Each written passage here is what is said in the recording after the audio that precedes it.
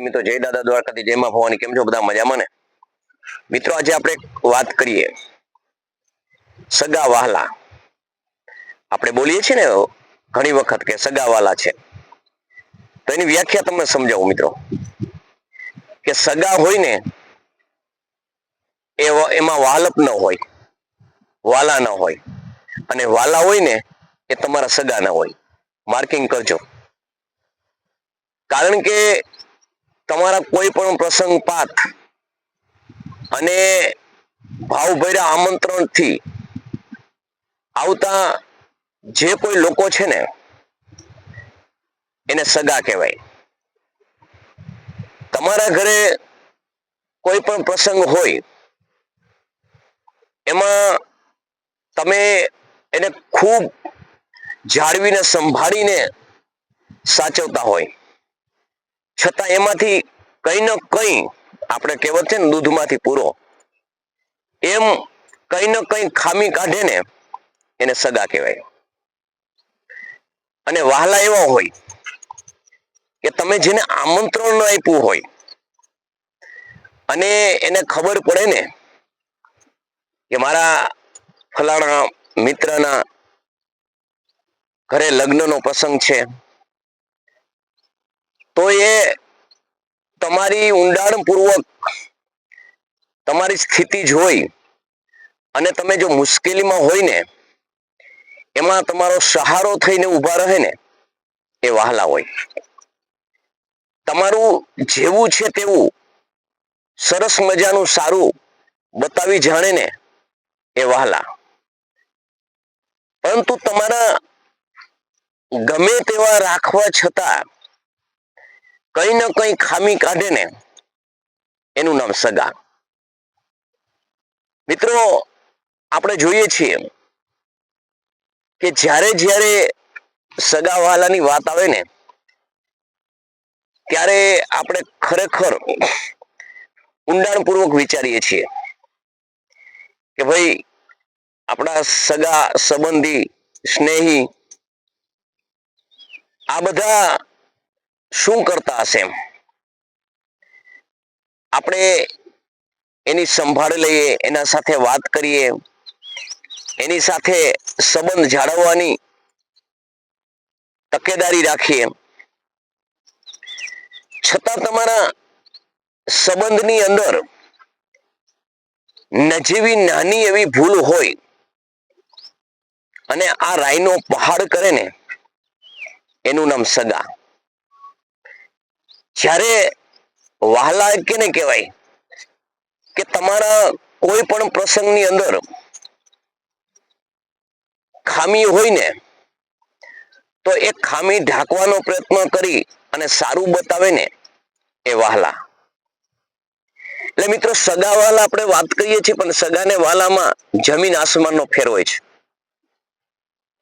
તમારી માટે સદા જેના દિલની અંદર દાઝતું હોય, કઈ તમે પરિસ્થિતિમાંથી પસાર થતા હોય, વિપરીત પરિસ્થિતિમાંથી પસાર થતા હોય અને જેને દાઝે તમને એમાંથી બહાર કાઢવાનો પ્રયત્ન કરે ને એ તમારા વહાલા હોય. અને કોઈ પણ એવી પરિસ્થિતિ નાની એવી સર્જાય અને એ પરિસ્થિતિને પોતે મદદ કરવાના બદલે એ પરિસ્થિતિને તમારી ચોપડે ચડાવે ને એકબીજાને સગાને વાત કરે ને કે ભાઈ ફલાણા ભાઈનું તો ખરેખર આવું થયું, એમ આનું નામ સગા. એટલે મિત્રો વાત એક જ છે ટૂંકમાં કે સગા અને વહાલા આપણે કહીએ છીએ ને એમાં ખૂબ અંતર હોય છે. તમારો દિલથી નિષ્પાપ અને નિસ્વાર્થ સંબંધ જેના દિલમાં હોય ને એને વહાલા કહેવાય. અને સમાજની સાથે તમે જોડાયા છો, તમારા સ્નેહી સંબંધીઓ સાથે તમે જોડાયેલો છો, એની કઈ પણ તમારા નથી દિલમાં સ્થાન કે નથી તમને પોતિકામાં સ્થાન, એ તો તમારું કંઈ પણ જરા ખામી વાળું બતાવીને તો અહીંયા વિશેષ ખામી બતાવે. ડગલે ને પગલે તમારા કાર્યમાંથી ભૂલ કાઢે ને એનું નામ સગા. અને તમારી ભૂલ ગમે એવી મોટી થઈ હોય પણ એની પરિસ્થિતિને અનુલક્ષીને વિચાર કરીને તમારી ભૂલને સુધારવાનો પ્રયત્ન કરે ને અને તમારી ભૂલને જાહેર ન કરે ને એ તમારે વહાલા. એટલે મિત્રો, સગા વહાલાની અંદર આપણે એક શબ્દની અંદર બે વસ્તુ આપણે બોલી છે, સગા વહાલા છે અમારા. એટલે મિત્રો કહું છું, બધા સગા એવા ન હોય, પણ ઝાઝા ભાગે આપણે ગણતરી કરીએ ને તો આ ચોક્કસ છે કે સગા છે ને એ આપણા સ્નેહ સંબંધથી બંધાયેલા નથી હોતા. એ આપણે નિર્માણ કરેલા અહીંયા જે રીતિ રિવાજ મુજબ જે એક માળખું છે ને, મામા મામી, માસા માસી, ફુવા ફૈબા, આ જે